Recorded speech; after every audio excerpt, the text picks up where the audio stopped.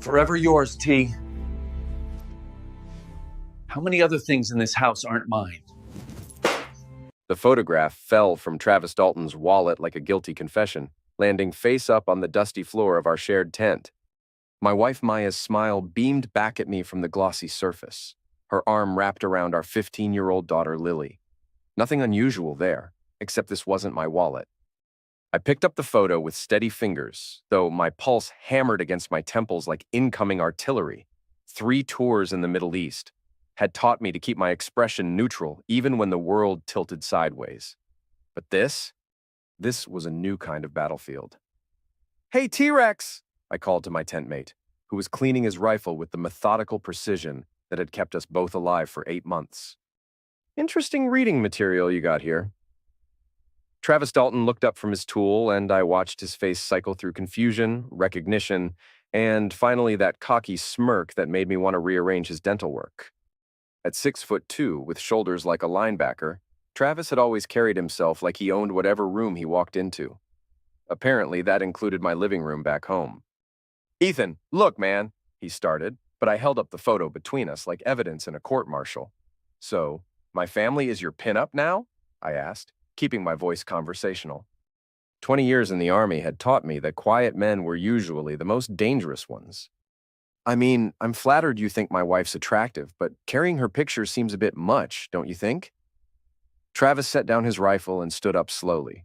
The tent suddenly felt smaller, the desert heat more oppressive.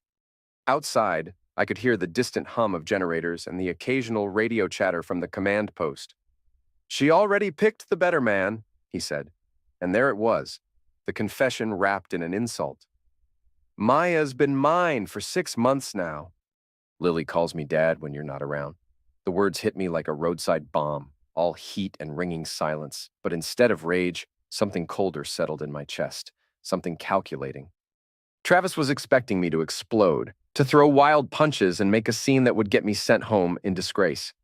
Instead, I folded the photo carefully and slipped it into my breast pocket. "Interesting," I said. "And how exactly did this arrangement come about?" "Jesus, Ethan, you're taking this better than I thought you would." Travis relaxed slightly, which was his first mistake. "Look, it just happened. You're always deployed. Maya got lonely." I moved faster than he expected, grabbing his shirt and slamming him against the tent post. The whole structure shuddered, and his eyes went wide with surprise.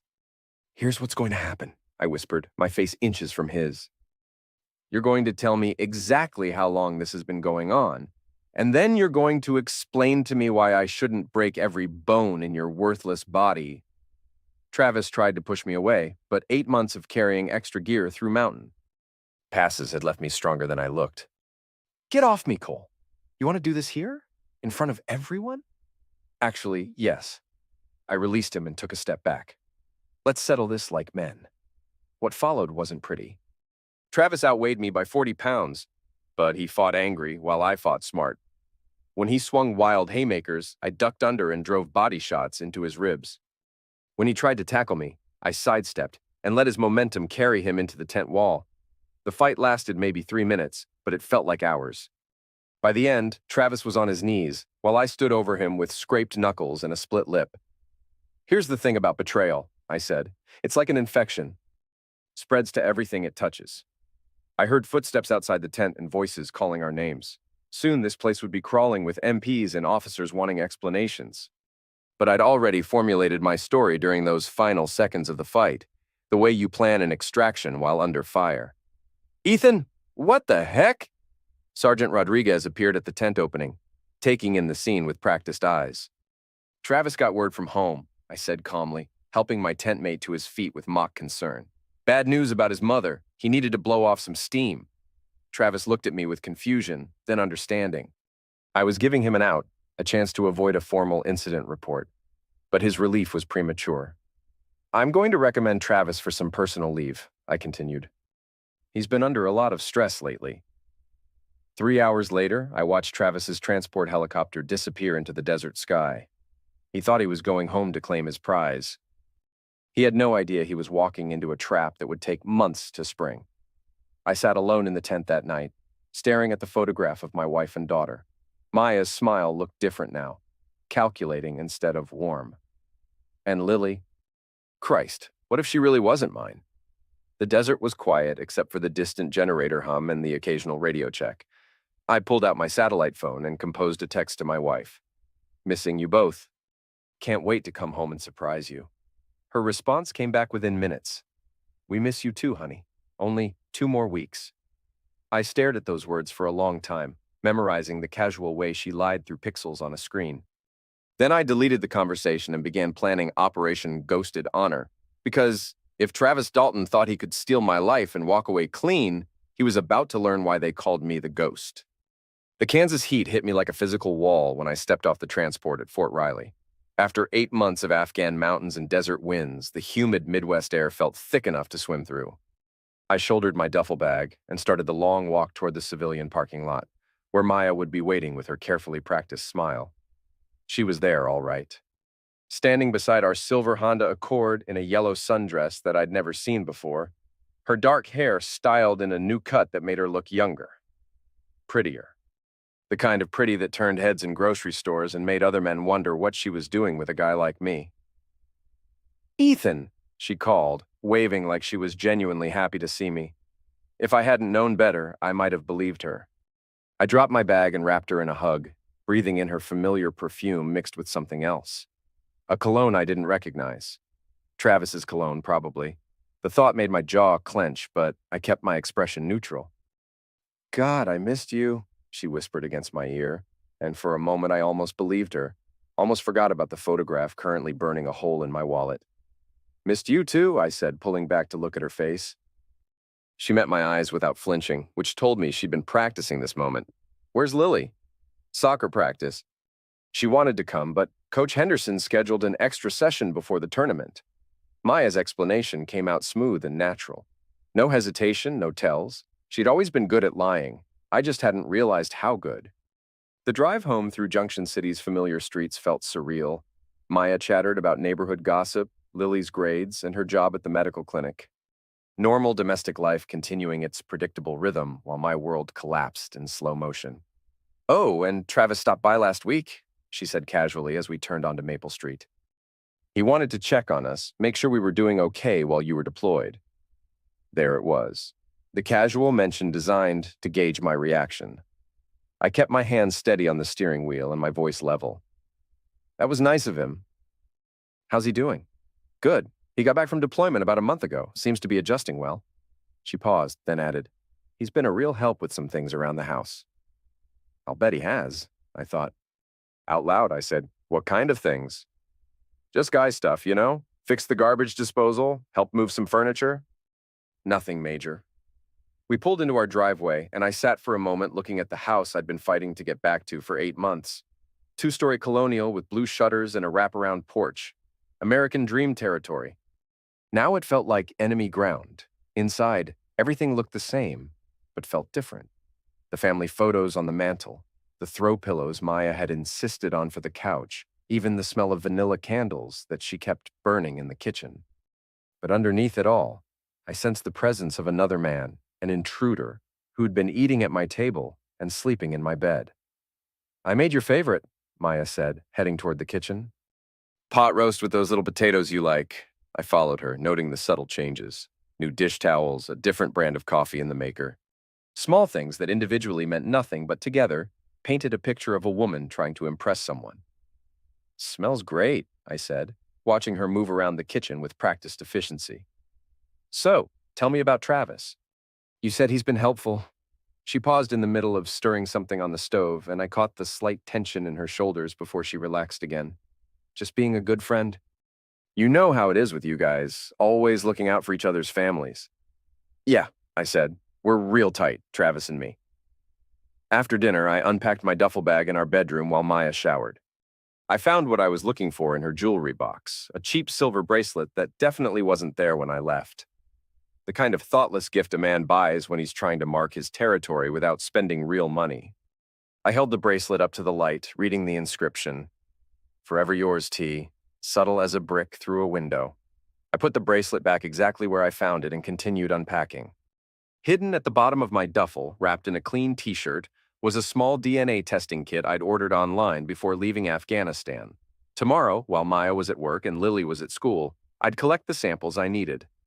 Maya emerged from the bathroom in a silk nightgown I'd never seen, her hair still damp from the shower. She looked beautiful and guilty and completely convinced she was getting away with it. "It's so good to have you home," she said, sliding into bed beside me. "Good to be home," I replied, pulling her close and breathing in the scent of her shampoo. I thought about this moment every day over there. It wasn't entirely a lie. I'd thought about coming home, just not the way she imagined. We made love that night with a desperation that felt almost real. Maya clung to me like she was trying to convince herself of something, while I memorized every detail of her deception.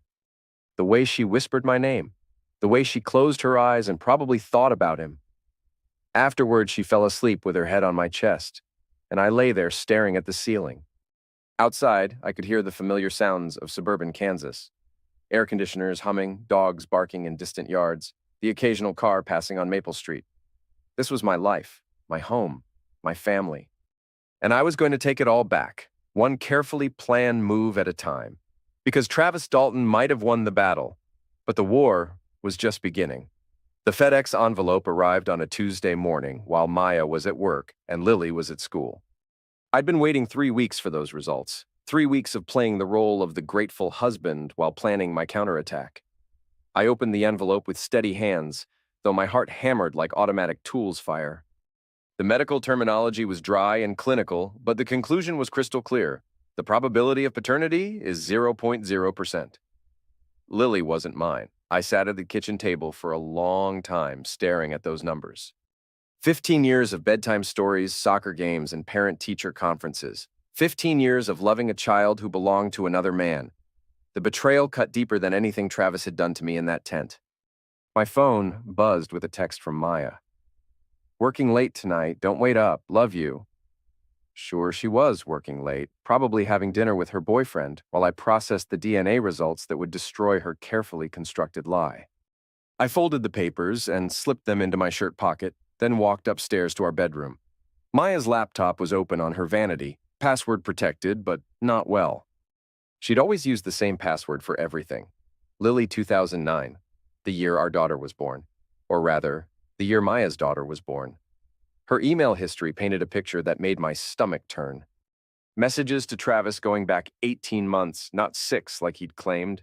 Intimate details about their relationship, complaints about my deployments, and discussions about their future together.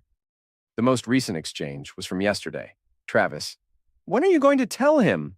Maya: "Soon, after he settles back in. I don't want to blindside him." Travis: "You're too soft. Just rip the bandage off." Maya: "Easy for you to say." "You don't have to live with him." Travis: "Not for much longer." I screenshot the entire conversation and forwarded it to my personal email account, then cleared the browser history. Maya thought she was being careful, but she had no idea how thorough military intelligence training could be.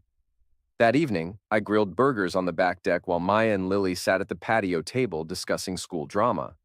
I watched my daughter, Maya's daughter, animate about some boy in her chemistry class and felt my heart break all over again. "Dad, are you listening?" Lily asked, and I realized I'd been staring. "Sorry, kiddo. Just thinking about something from work." She rolled her eyes with the exaggerated patience of a teenager. "I was saying that Jake Morrison asked me to the spring dance." "And what did you tell Jake Morrison?" I asked, flipping a burger with more force than necessary. "That I'd think about it. He's cute, but he's also kind of dumb." "Smart girl." "Most boys are dumb at that age," Maya laughed. "Some boys are dumb at every age."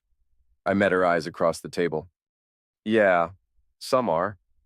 After dinner, while Lily was upstairs doing homework, Maya cornered me in the kitchen while I was loading the dishwasher. "Is everything okay?" she asked. "You seem distant." "Just readjusting," I said. "It's always hard coming back from deployment."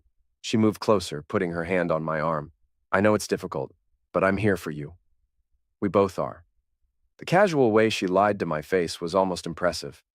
If I hadn't seen the emails, hadn't held that DNA report in my hands, I might have believed her concern was genuine. "I appreciate that," I said. "It means everything to know I can count on you." She smiled and kissed my cheek.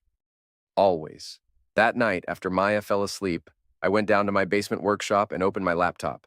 I'd been collecting intelligence for weeks now. Travis's work schedule, his favorite bars, his routines and weaknesses. The man was predictable as sunrise, which would make destroying him that much easier. I pulled up the file I'd been building and added the DNA results to my growing arsenal. Then I opened a new document and began typing. Operation Ghosted Honor, Phase 2. The military had taught me that the best battles were won before the first shot was fired. Intelligence gathering, strategic planning, and careful execution. Travis and Maya thought they were playing house while I was overseas. They had no idea they were about to face a war they couldn't win. I worked until 3 in the morning, crafting a plan that would systematically dismantle their relationship and destroy their reputations. By the time I closed the laptop, I was smiling for the first time since coming home. Travis Dalton wanted to play soldier with my family? Fine. Let me show him what a real soldier could do. Travis's Ford F-150 sat in the Gold's Gym parking lot like a monument to masculine insecurity. Lifted suspension, chrome details, and a bumper sticker that read, "These colors don't run." The truck probably cost more than I made in 6 months, but money couldn't buy class or loyalty. I parked 3 spaces away and watched him through the gym's floor-to-ceiling windows. He was benching heavy, surrounded by his usual crowd of admirers. At 39, Travis still had the build of a college football player, all shoulders and swagger. The kind of man who dominated rooms through sheer physical presence. Too bad physical presence wouldn't save him from what was coming. I waited until he finished his workout and headed for the parking lot, gym bag slung over his shoulder and car keys in his hand. He didn't notice me until I was 10 feet away. "Well, well," he said, that familiar smirk spreading across his face. "If it isn't the ghost himself, heard you made it back in one piece." "Mostly in one piece," I replied, stopping just outside his personal space, close enough to be threatening without actually threatening. "Thanks for looking after things while I was gone." His smirk faltered slightly. "Just being a good friend. I'm sure Maya appreciated it. All those late nights helping with household repairs?" Travis's eyes narrowed, and I could see him trying to read my expression. Was I fishing or did I know something? The uncertainty was already eating at him. "Look, Ethan, save it," I interrupted.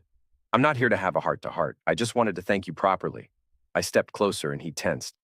But instead of throwing a punch, I simply patted his shoulder in a gesture that could have been friendly if you weren't looking at my eyes. "Take care of yourself, Travis. It's a dangerous world out there." I turned and walked back to my car, leaving him standing in the parking lot with a confused expression. The first seed of paranoia had been planted. Now I just needed to water it.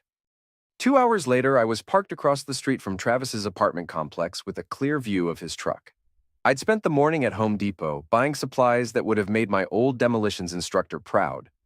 Nothing explosive or permanently damaging, just creative applications of everyday chemistry. I waited until dark, then made my move. 20 minutes later, I was back home having dinner with my family, while Travis discovered that someone had filled his gas tank with corn syrup and spray-painted "Home Wrecker" across his windshield in bright red letters. The phone call started around 9 o'clock. "Maya, it's Travis," I heard him say when she answered. I was pretending to read a magazine in the living room, but the kitchen was only 20 feet away. "We need to talk." "What's wrong?" Maya asked, and I could hear the concern in her voice. "Someone vandalized my truck tonight. Ethan was at the gym earlier acting weird. I think he knows." There was a long pause before Maya responded. "You're being paranoid. Ethan doesn't suspect anything." Then explain the paint job and the corn syrup in my gas tank. Corn syrup turns into glue when it heats up. Completely destroys the engine. That's not random vandalism, Maya. That's someone who knows what they're doing. I smiled and turned the page of my magazine. Travis was right to be worried. He just had no idea how much. "Maybe it was someone else from your unit," Maya suggested. "You said some of the guys didn't like you." "This is military-grade sabotage, and the timing is too convenient." Their conversation continued for another 10 minutes, with Maya trying to calm Travis down while he insisted I was on to them. By the time she hung up, she looked shaken. "Everything okay?" I asked, not looking up from my magazine. "Just work stuff. One of the doctors is having car trouble." "That's too bad. Anything serious?" "I don't think so. Just inconvenient." I nodded sympathetically and went back to reading an article about home security systems. The irony wasn't lost on me. The next morning, I drove past Travis's apartment complex on my way to meet with a divorce lawyer downtown. His truck was still in the parking lot, looking sad and defeated with its red-painted windshield and dead engine. The lawyer, a sharp-eyed woman named Patricia Kemp, listened to my story with professional detachment. I showed her the DNA results, the email screenshots, and a detailed timeline of Maya's deception. "This is all very thorough," she said, reviewing the documents. "With evidence like this, we can ensure you won't be paying alimony or child support. Your wife committed fraud by letting you believe the child was yours." "I don't want to hurt Lily," I said. "She's innocent in all this."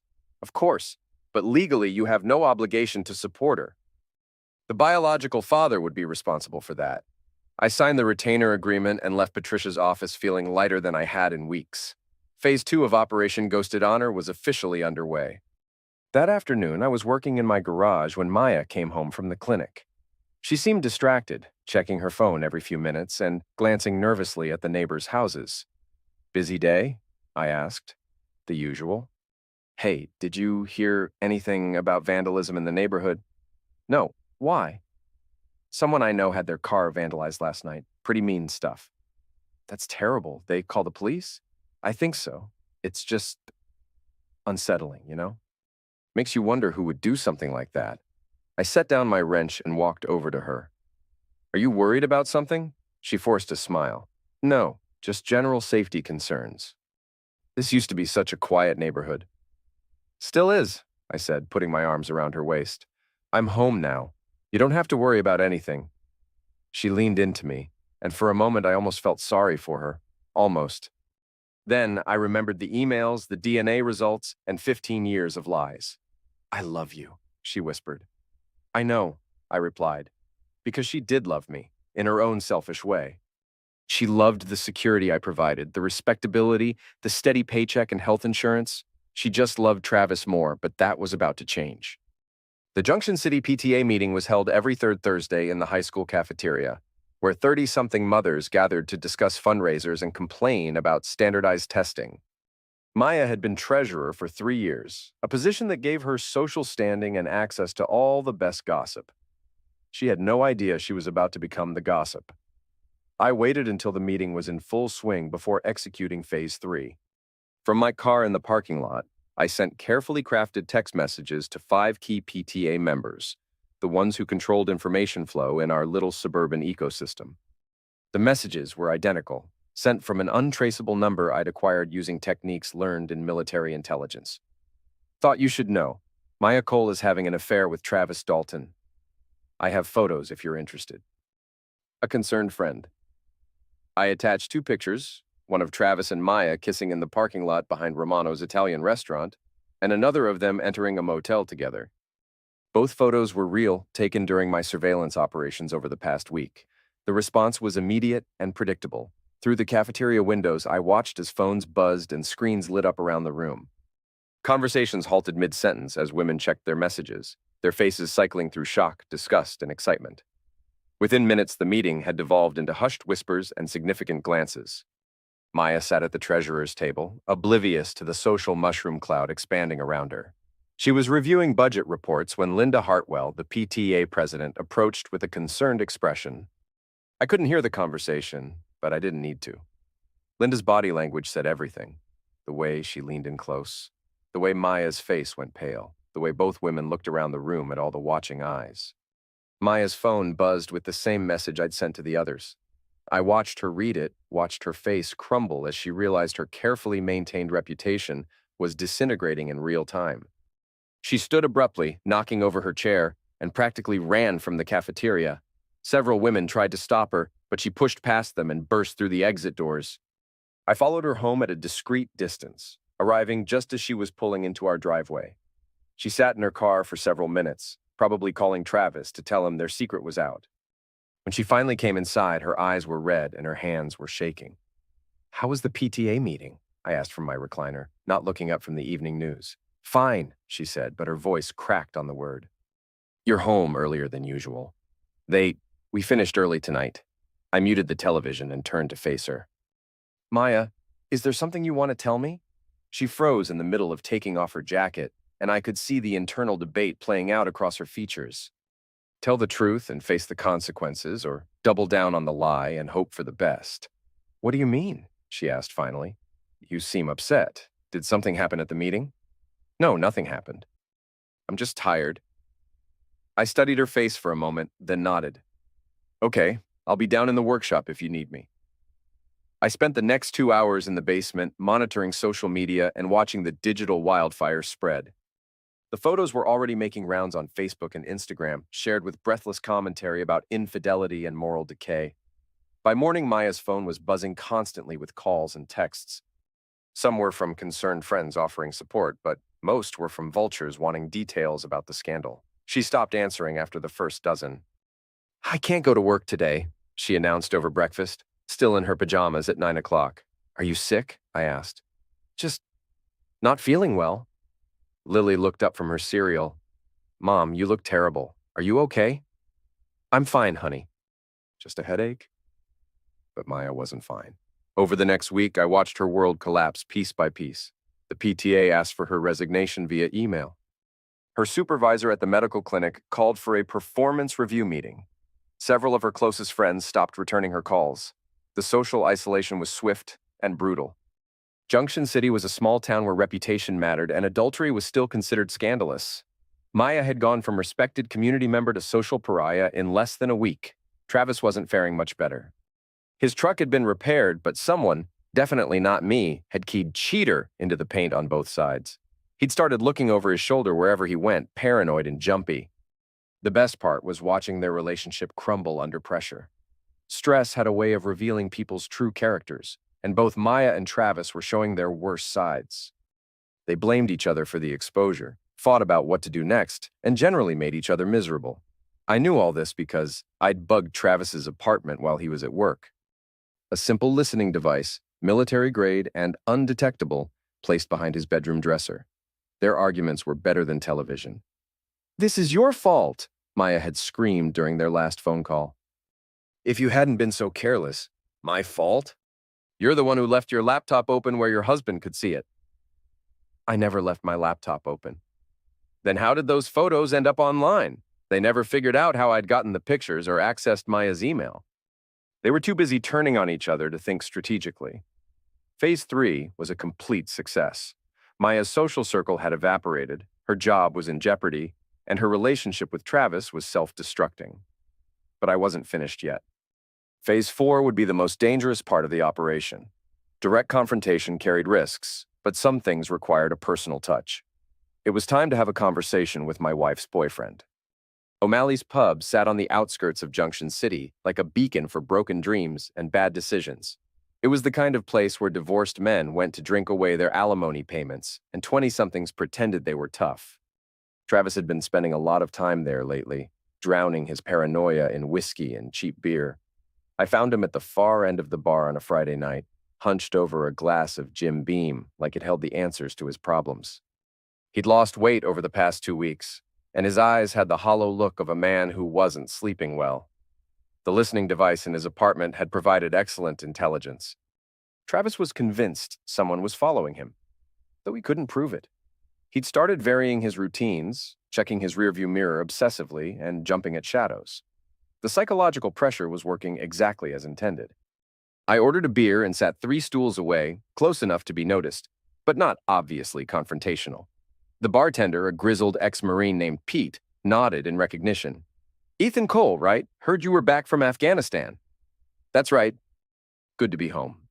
Thank you for your service, brother.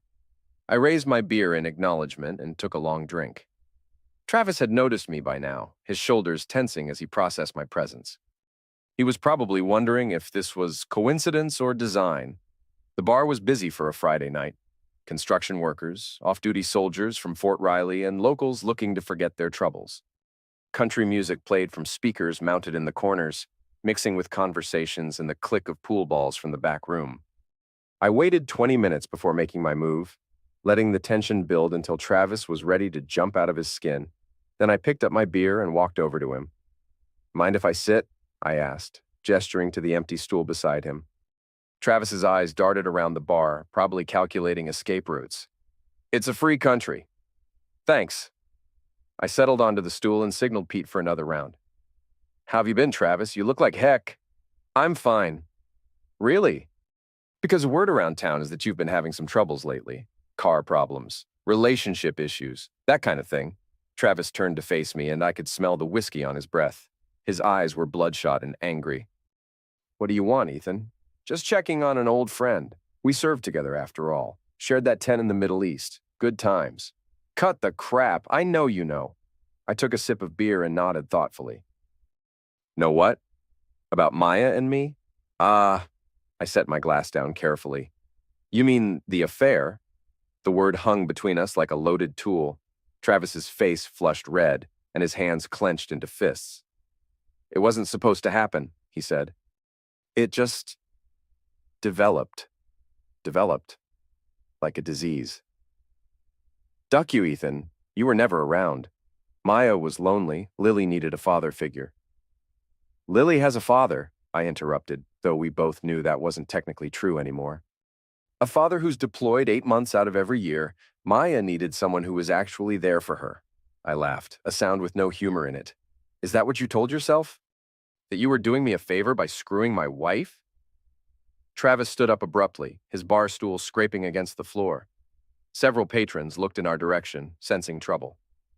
I don't have to listen to this, he said. Sit down, Travis. Screw you. Sit down. There was something in my voice that made him hesitate. Maybe it was the tone I'd used to give orders in combat zones, or maybe he finally recognized the danger he was in. Either way, he sat. Here's what's going to happen, I said quietly. You're going to finish your drink, walk out of here, and never speak to my wife again. You're going to stay away from my house, my family, and my life. Are we clear? And if I don't? I smiled, and Travis actually flinched. You really want to find out? You threatening me? I'm making you a promise. The same kind of promise I made to insurgents in the Middle East. The kind I always kept. Travis's Adam's apple bobbed as he swallowed hard. Maya loves me. Maya loves security. She loves having someone to pay her bills and fix her problems. Right now, that someone is me. But if you want to test that theory, go ahead. Ask her to choose between her comfortable life and her boyfriend who can't even keep his truck running. It was a direct hit. Travis's face went pale as he realized I was the one who'd sabotaged his vehicle. The paranoia that had been eating at him for weeks suddenly had a face and a name. You son of a witch. You've been... He never finished the sentence. I moved faster than he expected, grabbing his shirt and pulling him close enough that our foreheads almost touched. Careful, I whispered.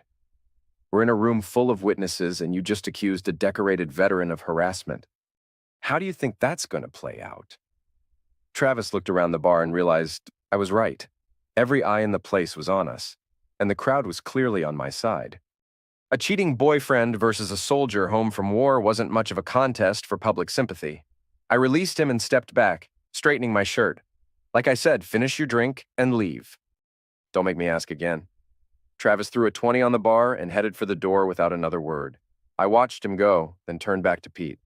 Sorry about that, old army drama. Pete shrugged. Happens. Guy seemed like a douche anyway. I finished my beer and left a generous tip, then walked out to the parking lot. Travis's truck was gone, but I knew he wouldn't go far. Men like him didn't back down from confrontations. They just regrouped and came back angrier. Sure enough, his headlights appeared in my rearview mirror as I pulled onto Highway 77. He was following me, probably working up the courage for round 2. I smiled and took a detour through the residential streets of Junction City, leading him on a winding route toward the inevitable confrontation. I parked in front of a 24-hour convenience store and waited. Travis pulled up 30 seconds later, jumping out of his truck like a man possessed. You think you're so smart, he yelled, storming toward my car. Playing your little games, sneaking around like some kind of spy. I got out slowly, keeping my hands visible and my expression calm. Is there a problem, Travis? Yeah, there's a problem. You've been stalking me, vandalizing my property, ruining my life. Prove it. That stopped him cold. We both knew he couldn't prove anything. I'd been too careful, too professional in my approach. I know it was you, he said, but his voice lacked conviction. You know a lot of things that aren't true, like thinking you could steal my family and walk away clean. Travis swung at me then, a wild haymaker fueled by whiskey and frustration. I sidestepped easily and let his momentum carry him past me, then grabbed his arm and used his own force to slam him against my car. Bad idea, I said, twisting his arm behind his back. Assault on a federal employee. That's what, 5 to 10 years? Let go of me. Are we done here, or do I need to call the MPs? Travis struggled for a moment, then went limp. We're done. I released him and stepped back. He straightened his shirt and glared at me with pure hatred. This isn't over, he said. Yeah, it is. You just don't know it yet. He climbed back into his truck and drove away, tires squealing on the asphalt. I watched his taillights disappear into the night, then got back in my car and headed home. Maya was waiting up when I walked through the front door, pacing the living room in her bathrobe with her phone clutched in her hand. Where were you? She demanded. Having a beer, is that a crime? Travis called. He said you threatened him. I hung my jacket on the coat rack and turned to face my wife. Her face was flushed with anger and anxiety, and I could see the guilt eating at her from the inside. Did he now? And what did you tell him? That you wouldn't do something like that. That you're not that kind of person. What kind of person am I, Maya? The question seemed to catch her off guard. She opened her mouth, then closed it again, clearly struggling with how to answer. You're a good man, a good husband and father. Father, I repeated. Interesting word choice. Something in my tone made her step back. What do you mean? I pulled the DNA test results from my pocket and held them out to her. I mean that Lily isn't my daughter. Never was. Maya's face went white as she read the paper. Her hands started shaking, and she had to sit down on the couch before her legs gave out. Ethan, I can explain. Can you? Because I'd love to hear an explanation for 15 years of lies. It's not what you think. I didn't know. You didn't know who you were sleeping with? You didn't know who got you pregnant? Come on, Maya. You're going to have to do better than that. She started crying then, ugly sobs that shook her whole body. I was scared. You were about to deploy for the first time, and I thought if you knew the truth, you'd leave me. So you let me raise another man's child. Let me love her, sacrifice for her, worry about her future, all while knowing she wasn't mine. She is yours. In every way that matters, she's your daughter. Except biologically, except legally, except honestly. Maya looked up at me with tear-streaked cheeks. What are you going to do? I've already done it. Filed for divorce this morning. The papers will be served next week. Ethan, please. We can work through this. I'll end things with Travis. We can go to counseling. Too late for that. You made your choice 18 months ago when you started sleeping with my best friend. Now you get to live with the consequences. I started toward the stairs, then stopped and turned back. Oh, and Maya? You might want to call Travis. Ask him how his evening went. I think you'll find your boyfriend isn't quite as brave as he pretends to be. I left her crying on the couch and went upstairs to pack a bag. I'd be staying at a motel until the divorce was finalized. But that was fine. I'd slept in worse places. From the bedroom window, I could see Travis's truck parked at the end of our street. He was probably waiting to see if Maya needed comfort after our confrontation. The fool had no idea he was about to become her only source of support. Let's see how much he really loved her when she had nothing left to offer him.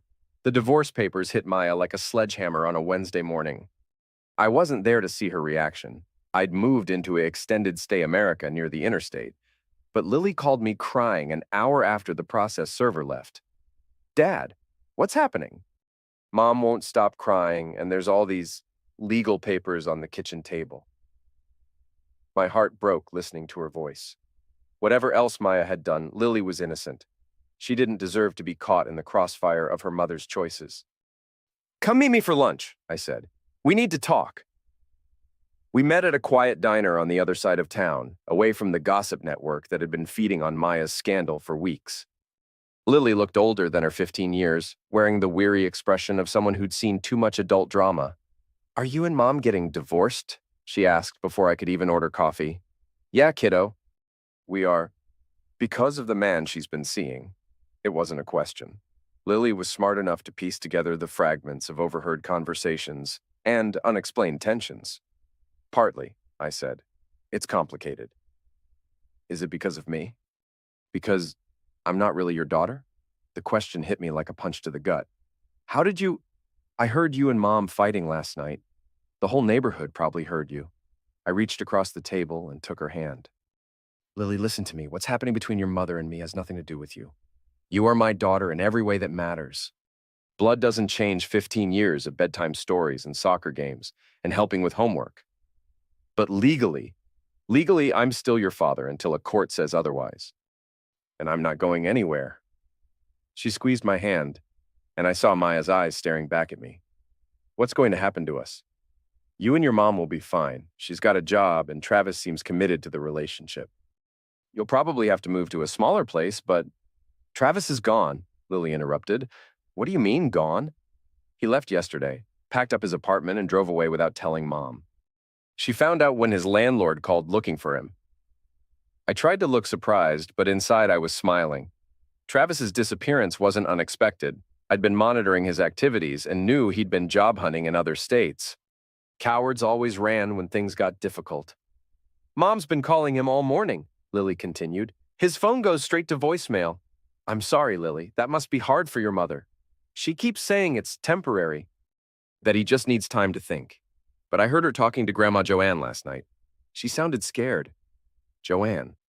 Maya's mother had always blamed me for her daughter's problems, convinced that military deployments had driven Maya into another man's arms. She was about to learn that her precious daughter was just as capable of poor choices as anyone else. What did your grandmother say? That Mom made her own bed, and now she has to lie in it. They had a big fight, and Grandma hung up on her. The isolation was complete. Maya had lost her boyfriend, her social circle, her mother's support, and soon her marriage. She was discovering what happened when you burned every bridge in your life.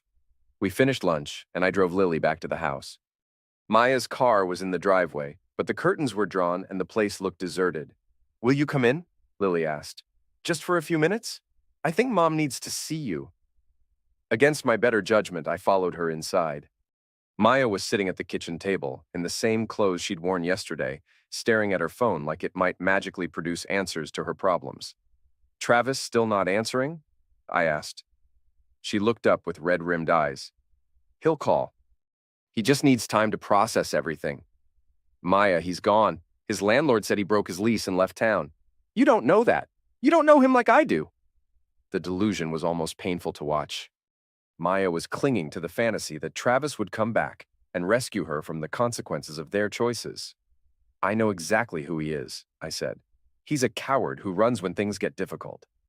The kind of man who seduces other men's wives but disappears when those wives become available. He loves me. He loved the idea of you, the forbidden fruit, the married woman who made him feel powerful. Now that you're just another single mother with baggage, he's lost interest. Maya's phone buzzed, and she grabbed it desperately. Her face fell when she saw it was just a spam call. The job at the clinic is gone, she said quietly. Doctor. Patterson called this morning, said my personal situation was affecting the workplace environment. I wasn't surprised. Small-town medical practices depended on reputation and trust. Maya's affair had made her radioactive in professional circles. I'm sorry, I said, and meant it. Watching someone's life collapse wasn't as satisfying as I'd expected. The PTA presidency is gone too, and the neighborhood book club. Sarah Henderson crossed the street yesterday to avoid talking to me. People will move on to other gossip eventually. Will they? Or will I always be the woman who cheated on her husband while he was serving overseas? It was a good question. Small towns had long memories for scandal, especially when it involved military families. Maya would carry this stain for years, maybe decades. I need money, she said suddenly. For rent, groceries, Lily's school expenses. I know we're getting divorced, but the lawyer will work out temporary support. You won't starve. And after the divorce? I looked at Lily, who was pretending not to listen while doing homework at the breakfast bar. We'll figure something out. For her sake. Maya nodded gratefully, clinging to the hope that I might be more generous than she deserved. She had no idea that my lawyer was already preparing arguments to minimize my financial obligations based on her fraud and adultery. My phone rang as I was preparing to leave. The caller ID showed a number I didn't recognize, but something made me answer. Ethan Cole? Yeah, who's this? This is Sergeant Martinez, Junction City Police. We have a situation involving Travis Dalton. Says he knows you. I stepped outside onto the porch, away from Maya and Lily. What kind of situation? He's been arrested for public intoxication and disturbing the peace at a truck stop outside Topeka. Apparently, he's been driving around Kansas for 2 days, drinking and calling his ex-girlfriend. When she didn't answer, he started making threats. Ex-girlfriend? A Maya Cole says she's your wife. I smiled. Travis's final desperate attempt to reconnect with Maya had resulted in criminal charges. The man really was his own worst enemy. What does this have to do with me? He listed you as his emergency contact. Says you served together in this Middle East. We did, but we're not exactly friends anymore. You willing to post bail? Not a chance. Let him sit in jail until he sobers up. I hung up and went back inside. Maya was still staring at her phone, waiting for salvation that wasn't coming. That was the police, I said. Travis was arrested in Topeka, drunk and disorderly. Maya's face crumpled. Is he okay? He's fine, just stupid. They want someone to post bail, but I'm not volunteering. You could what? Drive 3 hours to bail out the man who abandoned you? Use what money exactly? The reality of her situation was finally sinking in. Travis wasn't coming back to rescue her. Her family and friends had turned their backs. Her job was gone, her reputation destroyed, and her financial future uncertain. She was completely alone. What am I going to do? She whispered. You're going to figure it out, I said. The same way people always do when their choices catch up with them. I kissed Lily goodbye and headed for the door. As I reached for the handle, Maya called my name. Ethan? Do you hate me? I turned back to look at the woman I'd loved for 17 years. She looked small and broken, nothing like the confident PTA president who'd been running 2 men simultaneously just a month ago. No, I said honestly. I don't hate you, but I don't love you anymore either. And that might be worse. I left her sitting in the ruins of her carefully constructed life and drove back to my motel room. Tomorrow I would start Phase 5 of Operation Ghosted Honor. The final phase, the one that would ensure Travis Dalton never forgot the consequences of betraying a friend. Travis returned to Junction City 3 days later, driving a different truck and wearing the hollow-eyed look of a man who'd spent 72 hours in county lockup. I knew because I'd been monitoring the police scanner and tracking his movements through social media posts from mutual acquaintances. He went straight to Maya's house. I was waiting. I'd parked across the street behind the Henderson's oak tree, with a clear view of our Maya's driveway. The divorce papers had been served, my belongings removed, and the locks changed. But some business required a personal touch. Travis's new truck, a beat-up Silverado that had seen better decades, pulled into the driveway around 6 p.m. He sat there for several minutes, probably working up the courage to face Maya after abandoning her when she needed him most. Finally, he got out and walked to the front door. Maya must have been watching through the window because she opened it before he could knock. Even from across the street, I could see the tension in their body language. Their conversation lasted maybe 10 minutes before Travis stormed back to his truck. But instead of leaving, he sat there with the engine running, probably calling Maya and demanding she come outside. She did, eventually, walking down the driveway in jeans and a sweater. Her hair was longer than when we were married, and she'd lost weight, the stress diet of betrayal and consequences. I watched them argue through binoculars I'd liberated from military surplus. Travis was gesticulating wildly, pointing at the house and then at himself. Maya kept shaking her head and backing away from him.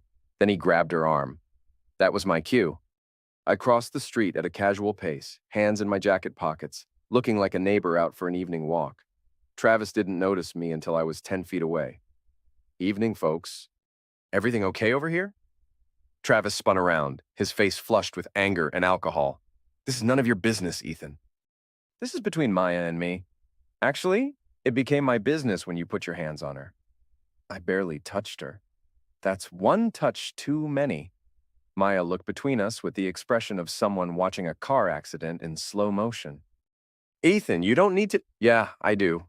I stepped closer to Travis, noting the slight sway in his posture and the whiskey smell on his breath. You've been drinking again. So what if I have? Maya ruined my life. Cost me my job, my apartment, everything.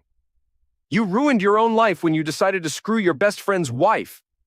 Travis's hands clenched into fists. You self-righteous son of a witch! You think you're so much better than me? I think I'm smart enough not to throw away 20 years of friendship for a woman who lies to everyone. Don't talk about Maya like that. Like what? Like she's a cheating wife who let me raise another man's child? Because that's exactly what she is. Travis swung at me then, a drunken haymaker that telegraphed itself from next Tuesday. I sidestepped and caught his wrist, using his momentum to spin him around and slam him face first against his truck. Bad decision, I said, twisting his arm behind his back. But you've been making a lot of those lately. Let go of me. In a minute. First, we're going to have a conversation about boundaries. I increased the pressure on his arm until he gasped. You're not welcome here anymore, Travis. Maya doesn't want to see you. Lily doesn't want to see you, and I sure as heck don't want to see you. You can't make me stay away. This is a free country. Free country, yes, but this is private property and you're trespassing. One call to the police, and you're back in jail. Only this time it won't be for public intoxication. I released him and stepped back. Travis straightened his shirt and glared at both of us. This isn't over, he said, the classic threat of men who'd already lost. Yeah, it is. You just haven't accepted it yet. He climbed into his truck and started the engine, but instead of leaving, he rolled down the window. You know what the funny thing is, Ethan? Maya never loved you. Not really. She told me all about it, how bored she was, how she was just waiting for someone better to come along. The words were designed to hurt, and they did. But they also confirmed what I'd suspected for months, that Maya's betrayal ran deeper than just physical adultery. If that's true, I said, then you did me a favor. Thanks for showing me who she really was. Travis's expression faltered. That wasn't the reaction he'd been hoping for. You're both pathetic, he said, and peeled out of the driveway with a squeal of tires. Maya and I stood in the sudden silence, watching his taillights disappear down Maple Street. He's not coming back, she said finally. No, he's not. She wrapped her arms around herself against the evening chill. Thank you. For intervening, I mean. I didn't do it for you. I did it because no woman deserves to be manhandled, regardless of what she's done. We walked toward the house, but I stopped at the property line. This is as far as I go, I said. You could come in for coffee. Lily would like to see you. Lily can call me any time. But you and I don't have coffee anymore, Maya. We don't have anything anymore. Her eyes filled with tears. I know I hurt you. I know I destroyed everything we had. But we shared 17 years together. That has to count for something. It counts for why I'm not pressing charges against Travis for assault. It counts for why I'll still help Lily with college expenses. But it doesn't count for forgiveness, and it sure as heck doesn't count for friendship. I turned to walk away, then stopped and faced her one last time. For what it's worth, I hope you figure out how to be happy. Just do it somewhere I don't have to watch. I crossed the street to my car where I'd left the engine running. As I drove away, I could see Maya standing in the driveway, looking smaller and more alone than I'd ever seen her. Travis Dalton was finished in Junction City. His reputation was ruined, his relationship destroyed, and his pride shattered. He'd probably leave town within the week, probably move back to whatever hole he'd crawled out of originally. Maya would rebuild her life eventually, find a new job, maybe a new man who didn't mind damaged goods, but she'd never again have the security and respect she'd thrown away for a few months of excitement. And me? I'd learned that revenge was a dish best served with patience, precision, and a complete understanding of your enemy's weaknesses. Operation Ghosted Honor was complete. 6 months later, I got a text from an unknown number.